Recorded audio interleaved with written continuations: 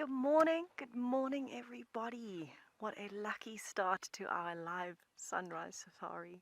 I love starting a day with elephants. It just makes everything seem like it can only get better from there. A very good luck charm. What a way to start the day. My name is Tess, behind the camera is BK. Thank you for joining us on our sunrise safari. We're live in South Africa. If it's your first time, welcome. What a pleasure having you with us. We're at Djuma Private Game Reserve, which is in the Sabi Sands, so the far northeastern corner of South Africa, and we're excited to see what the bush has to offer us this morning. Definitely a good start with this big elephant bull having some breakfast. The guy's handling all of those twigs, trying to get as much as he possibly can out of this poor bush willow. What a way to start the day. Willow branches again behind the apple leaf tree.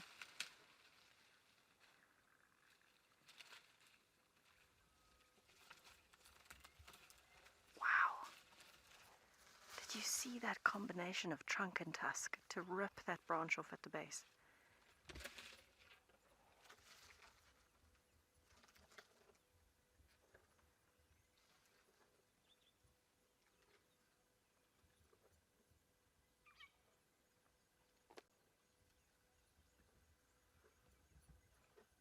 He's a rather loud chewer.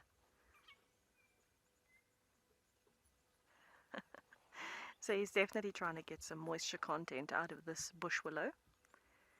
By chewing on the main woody section, he's getting the moisture out of the section that's just underneath the bark, called the cambium layer. I don't think he'll actually swallow much of the internal structure of the tree. You can see he's trying to break bits off of the bark. There, he got a good piece.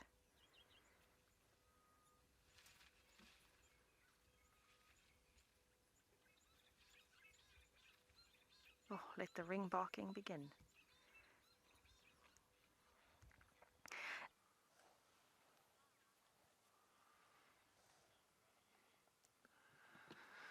Virginia, oh yeah, she is pretty. She is so pretty.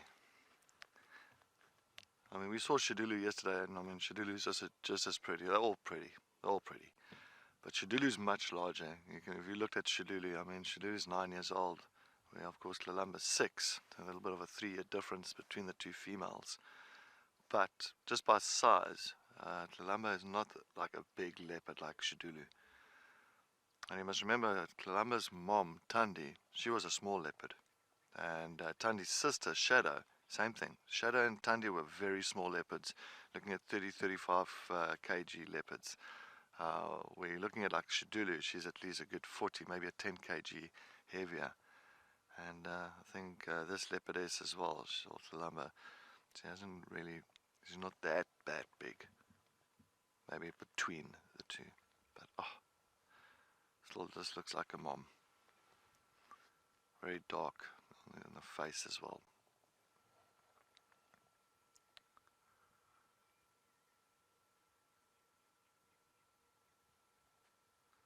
It's got those beautiful rosettes on her. Finally, old Tlalamba has decided to go and settle on top of this termite mound. Nice little vantage point for her, nicely elevated. So she can just rest a bit and listen out for anything that's in the area that's close by. But that face, she's looking so much like a mom, or Tandi. They've got those like kind of, almost you can call it sleepy eyes. With a very short snout. If you actually looked at Shadulu's snout, much longer. But of course the Safari, Karula, Tandi lineage, it's all got this real short snouts. But she's still very busy. You can see her head is still moving back and forth though. I'm sure she's not going to settle here for too long. I think she's just waiting to pick up on something that she can move towards, and maybe some potential prey.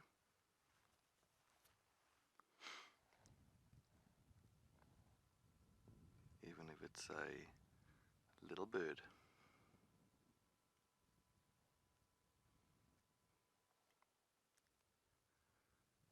Panting very quickly.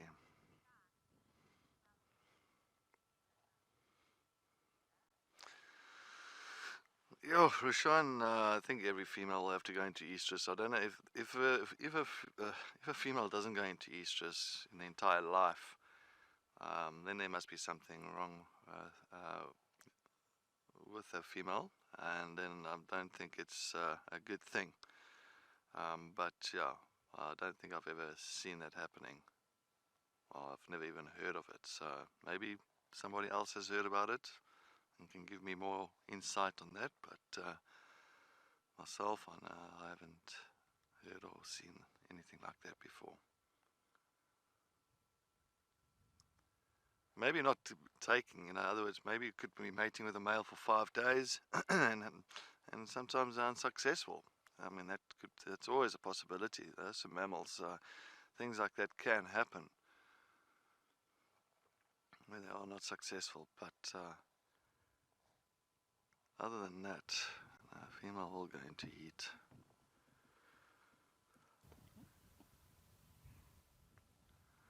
This time of the year, when you're looking at the grass, all the dead grass, she's going to get up now. I think that's just the way she's, there's a behavior. But you've got all this dead grass around at this time of the year, this real brownish, tawny colored grass, and you've got a leopard that's lying in this grass. It's such a beautiful kind of understanding of their coloration then.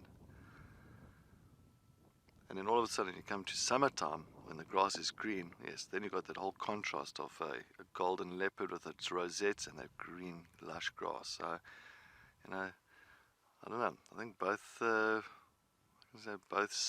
scenarios are pretty much quite stunning, actually. Just having a leopard lying in the grass is stunning, especially like this on top of a termite mound. Always such a picture perfect moment.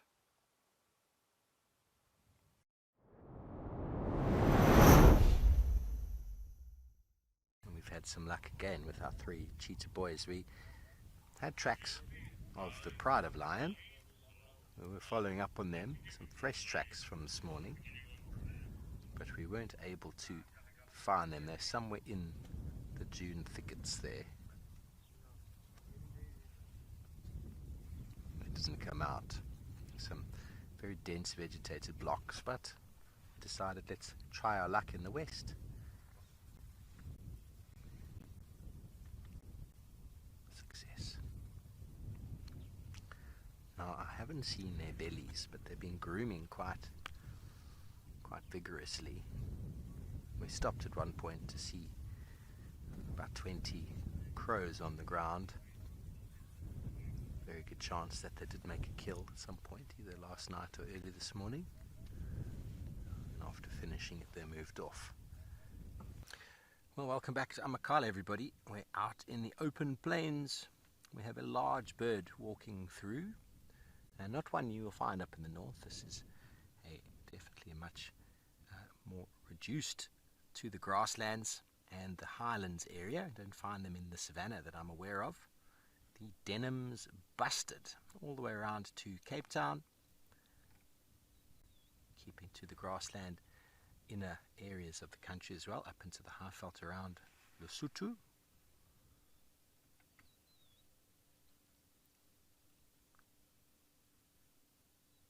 Enjoying grassland, shrublands, fynbos, and of course cultivated fields, with a diet ranging from insects to small vertebrates such as frogs and lizards, and also taking vegetable matter. You can easily identify the Denhams versus the Ludwigs busted by sort of that white and black blotching on the wing. So the Ludwigs doesn't have that very diagnostic black and white on the wing there. Both very similar in design.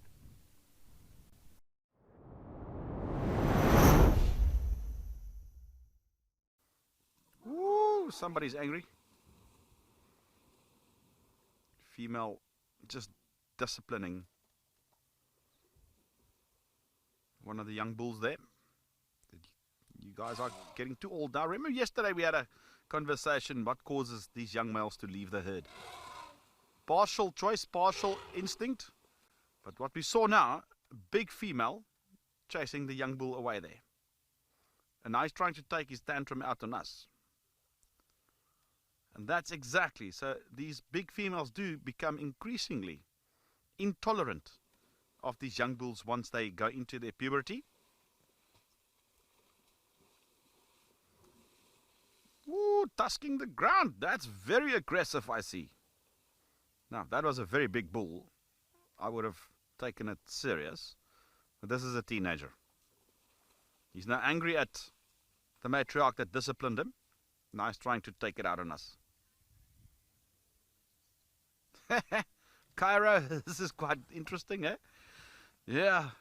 But there was a perfect example of how not only do these big females get intolerant of these young bulls when they go into puberty, but they also maintain discipline as well within the herd with the youngsters. The adult cows maintain discipline. They actually discipline. And every single day, every single safari is different. At no point you can say you've seen it all. And that should be your incentive to tune in this afternoon, to join us on another journey out here into the wilds of Africa. I'm heading back to camp now. Looking forward to a great breakfast, a great midday, and we will see you later this afternoon, 2:30 Central African time. Goodbye, everybody.